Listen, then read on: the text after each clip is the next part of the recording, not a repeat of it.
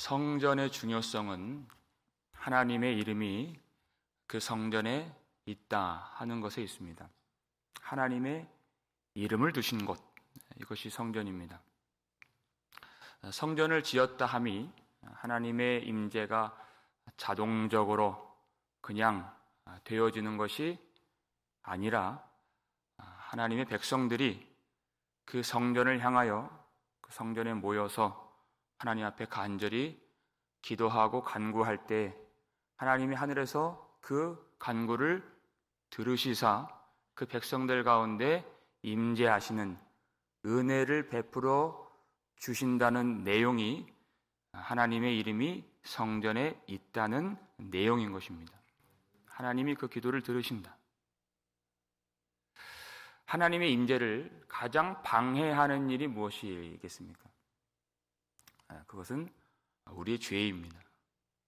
우리가 하나님 앞에 범죄하면 하나님의 임재가 아니라 아무리 성전이 지어졌다 해도 하나님의 부재를 경험할 수밖에 없는 그것이 우리의 죄인 것입니다.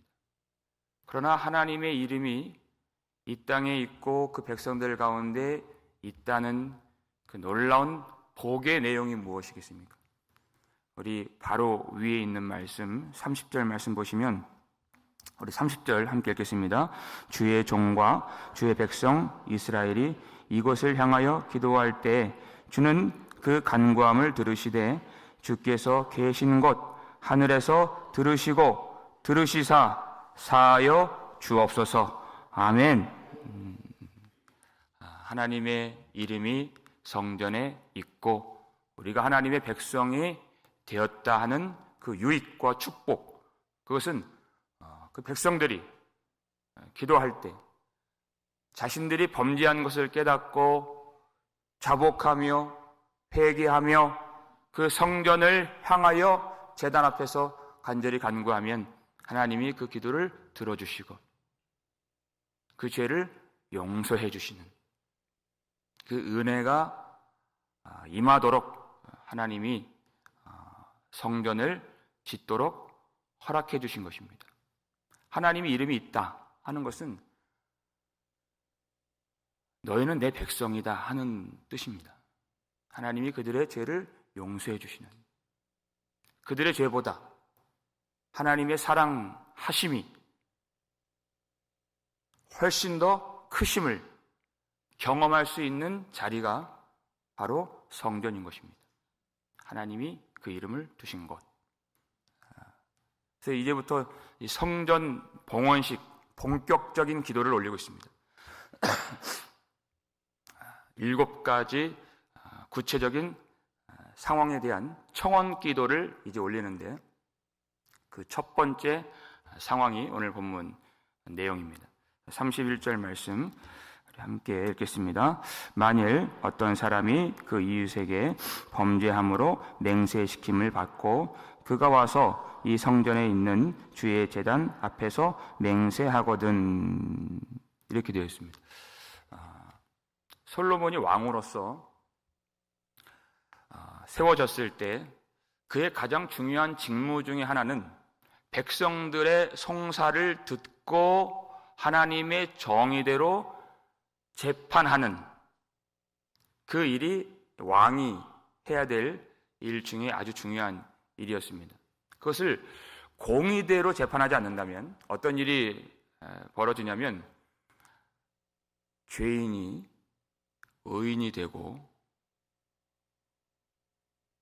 의인이 악인이 되어서 오히려 처벌을 받게 되고 죽임을 당하게 되는 말도 안 되는 상황이 벌어지게 되는 것입니다. 그럼 이 나라가 어떻게 되겠습니까? 악인이 의인이 된다면 여러분 누가 의를 행하겠습니까? 악하게 살죠. 나라는 무너질 수밖에 없는 것입니다. 그러니까 이 송사를 듣고 재판하는 일이 얼마나 중요한가. 하나님이 왕으로 세워주신 것은 그가 사람 왕이지만 마치 하나님이 이 땅을 통치하시는 것처럼 그가 통치하여서 하나님의 나라로 세워지도록 그를 하나님이 기름을 부어서 왕으로 세워주신 것입니다. 하나님의 통치가 그 땅에 임하도록 섬기라는 뜻입니다.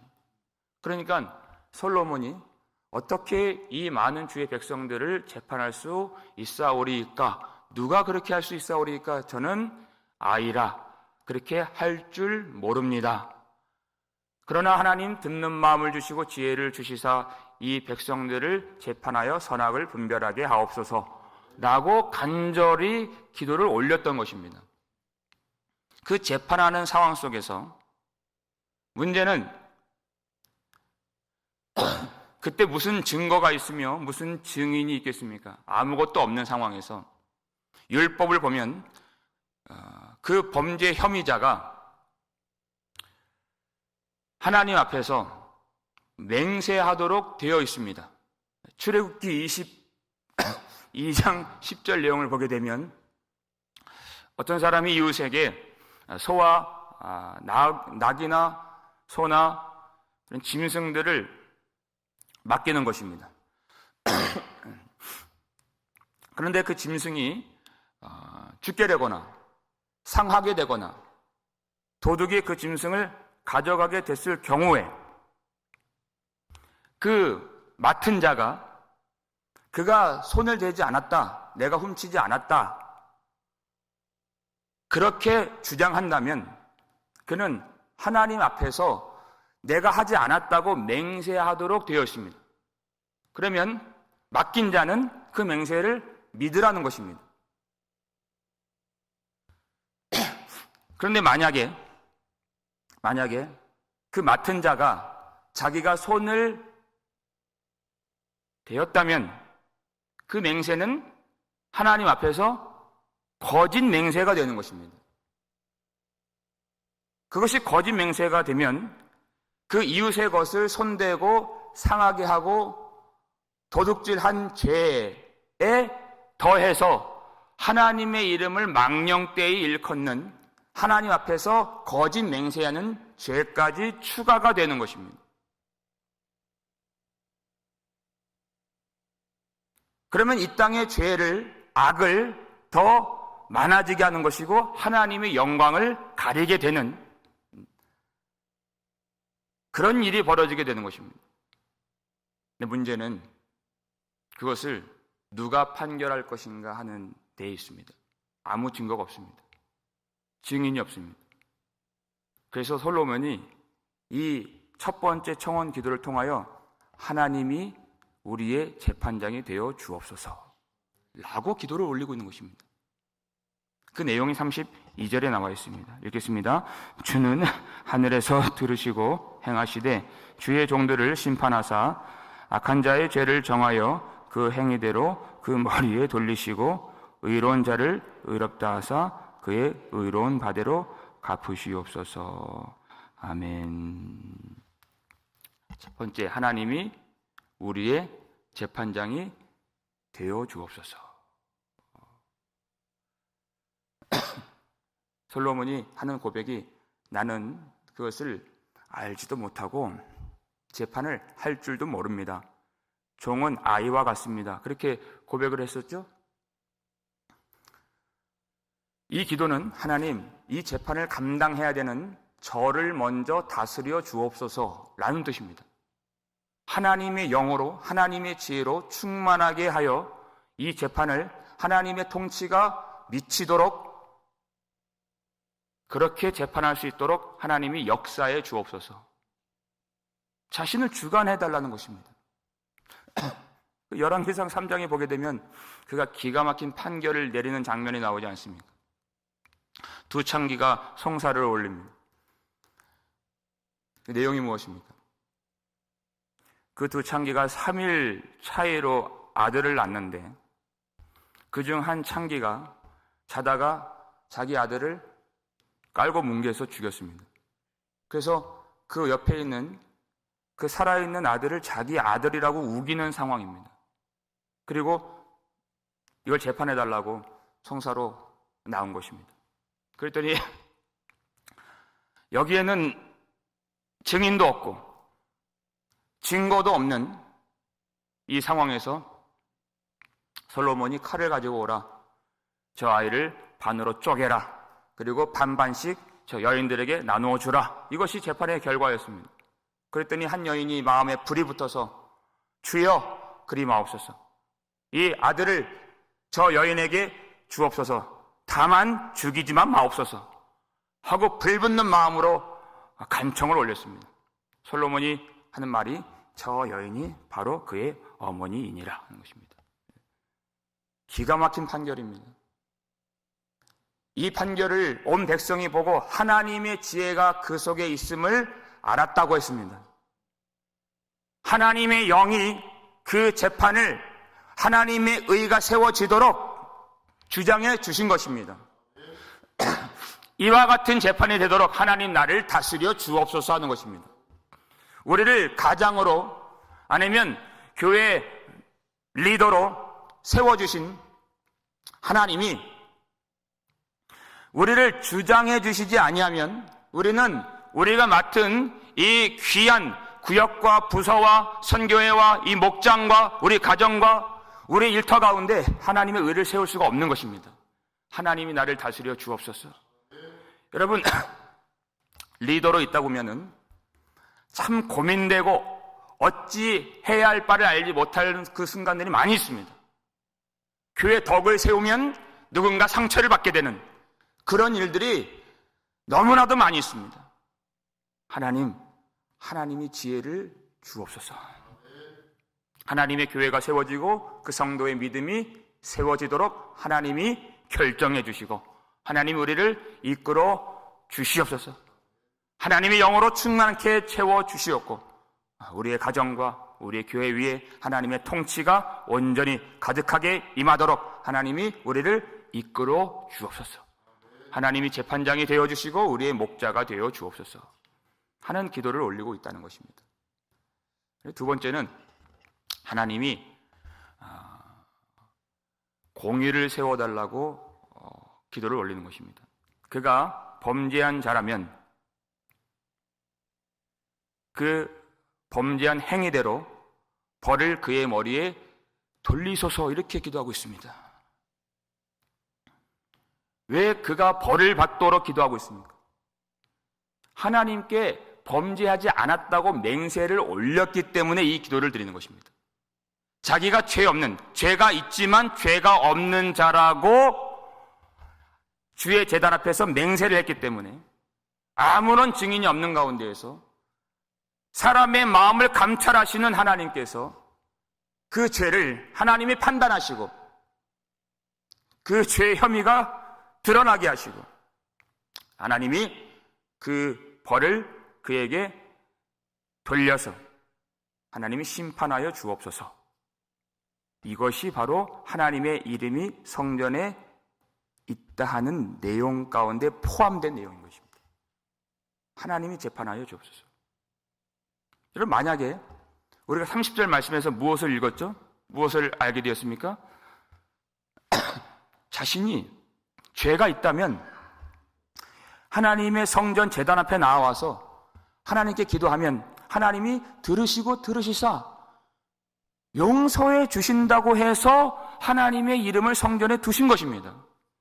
우리가 죄가 있다고 하면, 범죄한 자가 죄가 있다고 하면 하나님이 은혜를 베푸시고 용서해 주시고 다시 하나님 앞에 살 수 있는 기회를 주신다는 것입니다. 근데 그가 제단 앞에서 범죄하지 않았다고 거짓 맹세를 했기 때문에 하나님이 재판장이 되어 주셔서 그를 심판하여 주옵소서 하는 것입니다. 하나님을 기만한 것입니다. 요한일서 1장 9절 말씀, 만일 우리가 우리의 죄를 자복하면 미쁘시고 하나님은 미쁘시고 의로우사 우리 죄를 사하시며 우리를 모든 불의에서 깨끗하게 하실 것이요 라고 했습니다. 믿음이란 것이 무엇입니까? 죄 있는 자가 죄 있다고 고백을 하는 것이 믿음이라는 것입니다. 왜 믿음입니까? 예수 그리스도께서 우리의 죄를 대속해 주셨다는 믿음이 어디에 나타납니까? 자복하고 회개하는 것에서 나타난다는 것입니다. 예수님이 나를 위해서 십자가에서 다 피 흘려 죽으시고 우리의 죄를 모두 용서해 주셨습니다라는 믿음, 그것이 회개인 것입니다. 그리고 하나님이 그 자식을, 그 아들을 내쳐버리지 않으시고 그 자식을 포기하지 않으신다는 믿음, 그것이 자복과 회개로 나타난다는 것입니다. 아버지 잘못했습니다 라고 하는 것이 아들의 믿음인 것입니다. 그럼 아들을 아버지가 버리지 않는, 오히려 그 아들을 품어주시고 용서하고 새로운 기회를 주는, 그것이 아버지의 사랑인 것입니다. 그 믿음을 가지라는 것입니다. 우리가 자복하고 회개한다는 것은 그저 벌받지 않는 데에 그 목적이 있는 것이 아니라, 그 용서는, 그 베풀어 주신 은혜는 그로 하여금 하나님의 아들의 의를 행하도록 만들어주는 하나님이 주시는 힘인 것입니다. 은혜 통치를 받는 것입니다.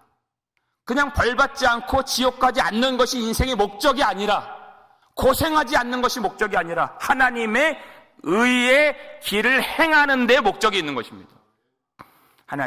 하나님의 의를 세워 주시옵소서 하는 것입니다.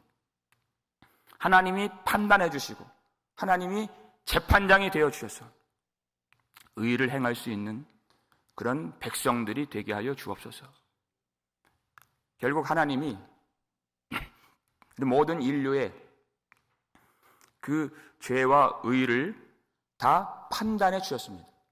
그 사건이 바로 십자가인 것입니다. 예수 십자가를 보면 그것이 얼마나 우리가 죄의 인인가를 드러내는 십자가인 것입니다. 우리 죄를 대속하기 위한 십자가이기 때문에 우리는 변명할 여지가 없는, 핑계 댈 것이 없는, 성자 하나님이 죽으실 수밖에 없는 죄를 범했다는 것이 십자가에서 다 판명된 것입니다. 죄인으로 드러나게 되었다는 것입니다. 그리고 3일 만에 예수님이 부활하셨습니다. 그것은 오직 예수 그리스도는 죄가 없으시다라는 것이 판명된 사건이 부활인 것입니다.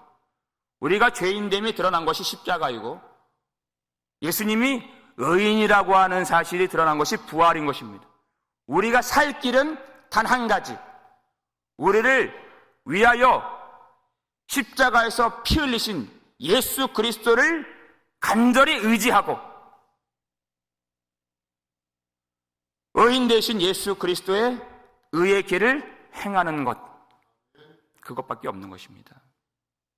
하나님이 당신의 이름을 성전에 두셨다 하는 것은 이 땅에서 그 아들의 의를 힘입고 의롭게 사는 자들에게는 그 아들의 영광과 아들이 받을 만한 칭찬을 주시기 위한, 은혜 베풀 자에게 은혜를 베푸시기 위한 일로 성전을 짓게 하신 것입니다. 은혜를 받아야 할 자는 은혜를 받고 심판을 받을 자는 심판을 받는 것, 그것이 성전이 우리 가운데 있다는 것입니다. 하나님이 이름을 이 땅에 성전을 통해 두셨지만 이제는 하나님이 내려오십니다. 예수님이 다시 오십니다. 그 뜻입니다. 예수님 오실 때까지 우리의 살 길은, 우리가 행할 바는, 마땅히 우리가 살아야 할 길은 오직 예수를 믿고 그 아들의 길로 행하는 것입니다. 여러분, 이 땅 사는 동안에 예수 그리스도를 간절히 믿음으로써 의의 열매가 가득한 저와 여러분의 인생 될 수 있기를 주의 이름으로 축원합니다. 우리 주님 오실 때까지 예수를 믿는 믿음은 하나님 앞에서 의를 행하여 하나님께서 우리를 보실 때 아들로 인정해 주시고 아들의 영광을 얻는 그와 같은 삶이 되기를 원하시는 것입니다. 우리 마음을 성전으로 만들어주신, 우리의 삶을 하나님이 온 마음으로 받아주신 그 은혜를 저버리지 않고 그 은혜를 힘입고 하나님의 아들의 거룩한 길로 온전히 나아가 의의 열매가 가득하여 하나님의 아들로 인정받고 칭찬받고 축복받는 거룩한 삶이 되시기를 주의 이름으로 축원합니다.